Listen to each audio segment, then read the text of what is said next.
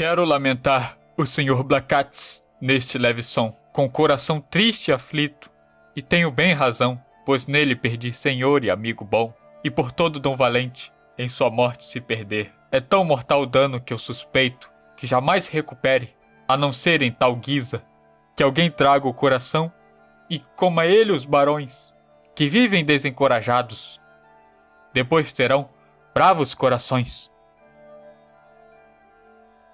Primeiro coma do coração, por sua grande necessidade, o imperador de Roma, se ele quer os milaneses por força conquistar, pois eles o têm conquistado e vivem deserdados, malgrado de seus teutos. E depois coma dele o rei francês, depois recuperará Castela, que perdeu por estupidez. Mas se pesa sua mãe, ele não comerá jamais, pois bem parece, a seu valor, que ele não fez nada que a pese. Do rei inglês me prazeria, por ser pouco corajoso, que comesse muito do coração.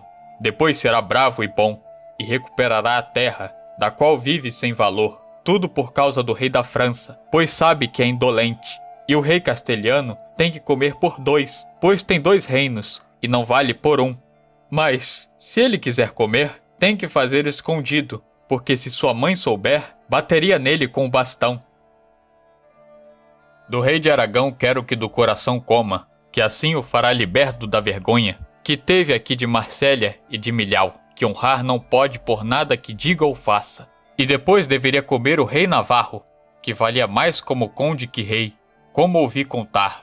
Está errado quando Deus faz alguém rico em poder e fraqueza de coração faz sua virtude baixar. Ao conde de Toulouse desejo que coma bem, se ele lembra do que teve e o que tem. Pois se com outro coração sua perda não rever, não parece que voltará a ser quem costumava ser. E ao conde provençal é melhor que coma, pois se alguém deserdado vive protegido, não vale nada. E se com todo esforço não se defender nem proteger, tem necessidade do coração pelo grave peso que sustenta. Os barões querem o mal daquilo que eu digo bem, mas bem sabem que eu valorizo pouco que pensam de mim. Belle restou, desde que vos possa encontrar mercê, tenho desprezo por quem não me tem como amigo.